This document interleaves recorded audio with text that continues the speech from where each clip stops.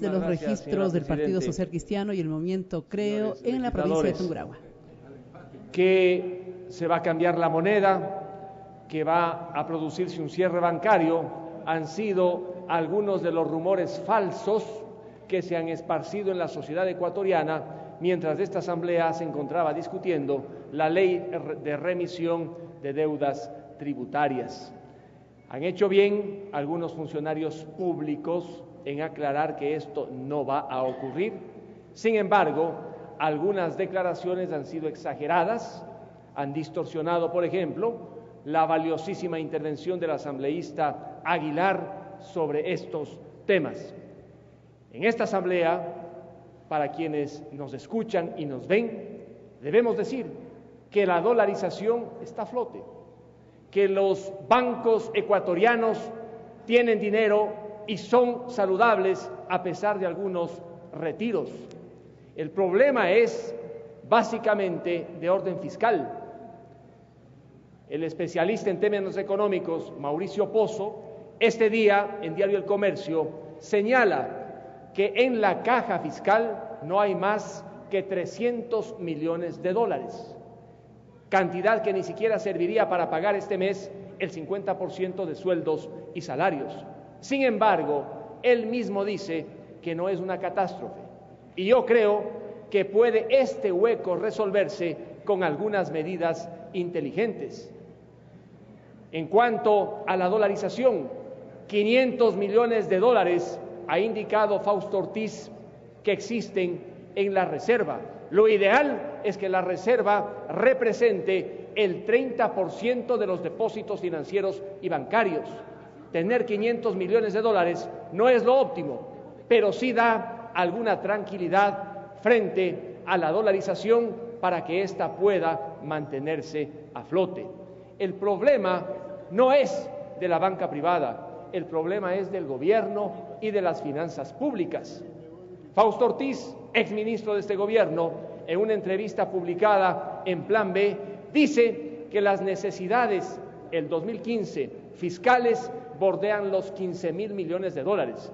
Han logrado ya recaudar cerca de 6.000 millones de dólares y les faltaría unos 9.000 millones de dólares más. La ley que hoy discutimos dicen que le rendiría al fisco ecuatoriano cerca de 500 millones de dólares.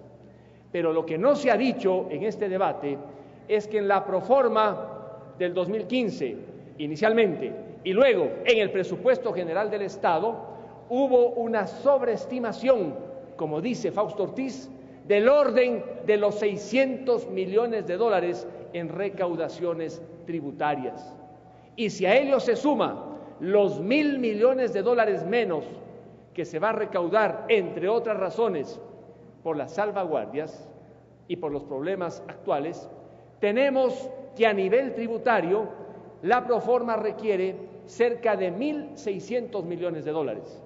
Los 500 millones de dólares que rendiría esta ley no resuelven el problema, corrigen eventualmente el error que se cometió al sobreestimar los ingresos tributarios en 600 millones de dólares.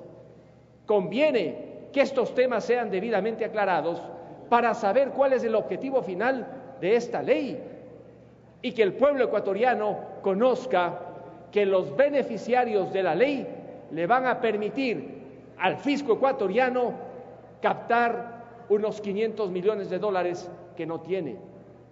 Le escuché igualmente al asambleísta Aguilar decir que los grandes contribuyentes, entre ellos bancos y algunas petroleras, van a entregar de los 500 millones de dólares 400 millones de dólares. En buena hora, lo que sí deberíamos saber es en cuánto se van a beneficiar estos bancos y estas petroleras por la amnistía tributaria y por la remisión de las multas y los intereses tributarios.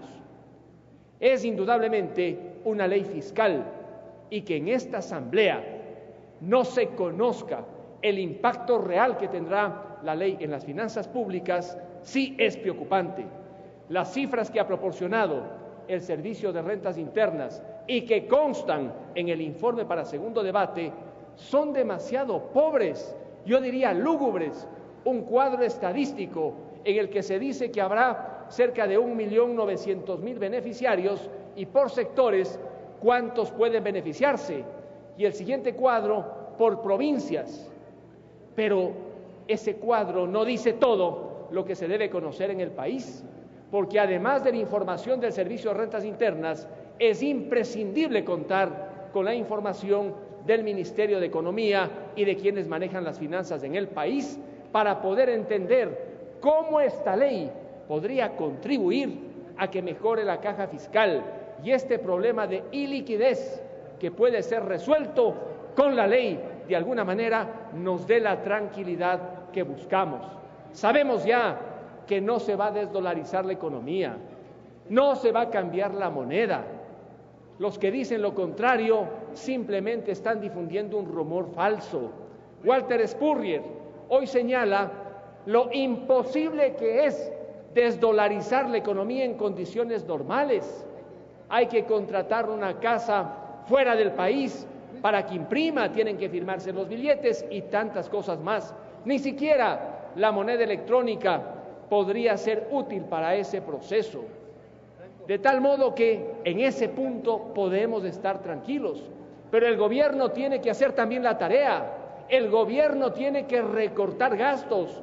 Los gastos de inversión presupuestados en más de 12.000 millones de dólares tienen que reducirse, sabiendo por supuesto cuál es el costo. La economía no va a crecer como se espera, pero es mejor reducir ese gasto antes que comprometer básicamente la política económica ecuatoriana en cuanto al dólar. De los bancos no hace falta hablar más. El propio presidente de la República el fin de semana presentó cifras sobre el incremento de los depósitos, que se hayan producido algunos retiros, que se estén entregando billetes de 10, de 20, pero no de 50 o 100. No es un tema que finalmente deba preocuparnos. Pero en esta asamblea, sabiendo que la ley tiene una connotación fiscal, debemos saber de la A a la Z cuánto necesitan las finanzas públicas, en qué estado se encuentran ahora, si es cierto o no que en la caja del Tesoro existen tan solo 300 millones de dólares que no alcanzarían ni siquiera para pagar sueldos. ¿Cómo lo van a hacer? ¿Qué créditos están pendientes? ¿Han ido o no al Fondo Monetario Internacional para conseguir un crédito para balanza de pagos? ¿Se están haciendo gestiones para conseguir otros créditos? Eso debemos saber los ecuatorianos, más allá de las gestiones que se han hecho, exitosas en unos casos y fallidas en otras, ante el gobierno chino. Esta ley tributaria que llegó a la Asamblea con el membrete de ley tributaria, resulta que con las modificaciones de última hora pierde su naturaleza, porque también se quiere ayudar a quienes, no teniendo deudas tributarias, deben a entidades financieras públicas. Los agricultores del Ecuador, por supuesto que necesitan aliento, necesitan apoyo. Aquellos que están endeudados con el Banco de Fomento, con deudas que no pasan de los 15.000 dólares y en número los deudores no superan los 40.000, necesitan aliento, ayuda. El camino es el equivocado. En una ley tributaria, incluir un tema no tributario porque estamos cerca del 1 de mayo, me parece una irresponsabilidad, porque el principio de unidad de la materia se quiebra y queriéndoles hacer un beneficio, se les hace un perjuicio. Si se quiere ayudar a los deudores del Banco de Fomento, a estos pequeños deudores que ahora veo que están en las barras altas, habría que ayudarles con decisión, con sinceridad, tramitando una ley específica para ellos, porque se lo merecen. Pero en esta ley, créanme que la ayuda puede ser ciertamente perjudicial, porque se desnaturaliza una ley tributaria. El principio de unidad de la materia es un principio fundamental para garantizar la constitucionalidad plena de la ley que hoy debatimos. Muchas gracias.